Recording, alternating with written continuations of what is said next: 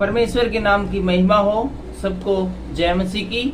आज हम देखेंगे भजन संहिता और उसका 43वां अध्याय और इसका शीर्षक है निर्वासित व्यक्ति की प्रार्थना। और ये जो भजन संहिता 42 है इसका शेष भाग है। तो आइए शुरू करते हैं भजन संहिता 43 निर्वासित व्यक्ति की प्रार्थना। ये भजन संहिता 42 का अगला भाग है। हे परमेश्वर, मेरा न्याय चुका और धर्मी जाति से मेरा मुकदमा लड़, विधर्मी जाति से मेरा मुकदमा लड़, मुझको छली और कुटिल पुलिस से बचा।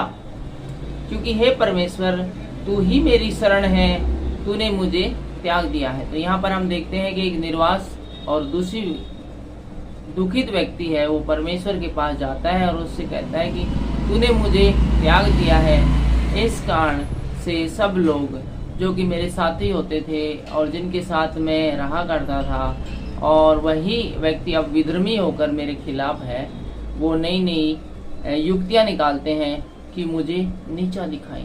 तो यहाँ पर लेखक का विश्वास है कि जब परमेश्वर हमसे दूर हो जाता है तो फिर हम किसी भी काम के नहीं रहते और शैतान हमें हाथों हाथ लेता है हमसे बदला लेने के लिए, और वो हमें बड़ी ताकत से पीड़ित करता है क्योंकि हम परमेश्वर के साथ रहे थे। और शैतान इस बात से बड़ा प्रसन्न होता है कि किसी व्यक्ति को परमेश्वर ने त्याग दिया। और परमेश्वर किसी व्यक्ति को तब त्यागता है जब वो देखता है कि बार बार किसी व्यक्ति को टाइम दिया कि वो मुड़कर मेरे पास आए, लेकिन इंसान अपने खुद के ही ऐसो आराम में या कार्यों में जब मगन हो जाता है, परमेश्वर को भूल जाता है, तो एक समय बाद परमेश्वर भी उसे डिस्क्वालीफाई कर देता है अपने पास से रहने से, ताकि ये अधिकार किसी ऐसे व्यक्ति को मिले जो कि परमेश्वर की अच्छे से दिल से, मन से और प्यार से सेवकाई कर सके। दूसरी लाइन में आगे कहते हैं, मैं शत्रु के अंधेर के मारे शोक का पहरावा पहने हुए फिरता हूँ। तो यहाँ पर लेकर बताता है कि शत्रु ने जो मुझे शोक का पहनावा पहना है। पुराने समय में देखते थे कि कोई मर जाता था तो लोग अपने वस्त्र है वो उतार कर फाड़ कर और उसकी जगह टाट ओढ़ लेते थे।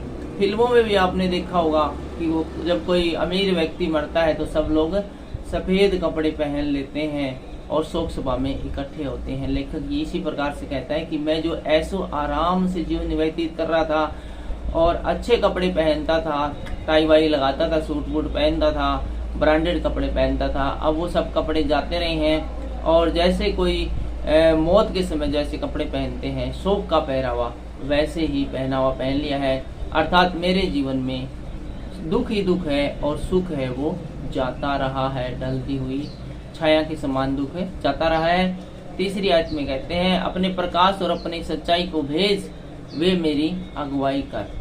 यहाँ पर लेखक गुहार लगाता है परमेश्वर की अपनी प्रकाश और अपनी सच्चाई को भेज। प्रकाश वो रोशनी जो दिलों को, मनों को रोशन करती है, जिसकी वजह से हम खुश रहते हैं, वही मुझको तेरे पवित्र पर्वत पर और तेरे निवास स्थान में पहुंचाए। तेरी जो ताकत है, तेरी जो रोशनी है, तेरी जो पवित्र आत्मा है, वो मुझे तेरे पवित्र पर्वत पर लेकर जाए। तब मैं परमेश्वर की वेदी के पास जाऊंगा, उस ईश्वर के पास जो अति आनंद का कुंड है। और हे परमेश्वर, हे मेरे परमेश्वर, मैं वीणा बजा बजा कर तेरा धन्यवाद करूंगा। तो यहाँ पर जो दुखी पीड़ित निर्वासित व्यक्ति है वो परमेश्वर से मन्नत मांगता है कि तू अपनी पवित्र आत्मा मेरे पास भेज, अपनी ताकत, अपनी सच्चाई, अपना प्रकाश मेरे पास भेज, ताकि वो मुझे दुखों से, पीड़ाओं से और शत्रु से छुड़ाए। और जब वो मुझे छुड़ा लेंगे तो फिर मैं आपके पास आऊँगा, और जब मैं आपके पास आऊँगा और दुखों से, तकलीफों से छूट जाऊँगा, तो उसके बाद मैं वीणा बजा बजा कर तेरा धन्यवाद करूँगा, तेरी स्तुति आराधना करूँगा।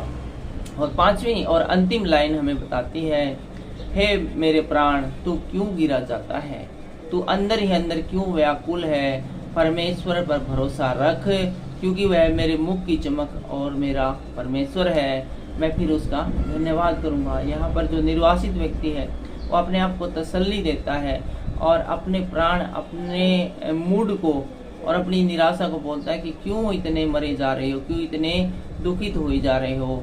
तुम्हें पता नहीं क्या यहोवा परमेश्वर है, वो आनंद देने वाला है, उस पर निरंतर भरोसा रखने के द्वारा है वो फिर से जो मुख की चमक जाती रही है उसको लौटा देगा। और जब हमारे जीवन में जो खुशियाँ चली गई थी वो दोबारा से लौट आएंगी, शत्रु से परमेश्वर छुड़ा लेगा। तो फिर मिलकर उसका धन्यवाद करूँगा।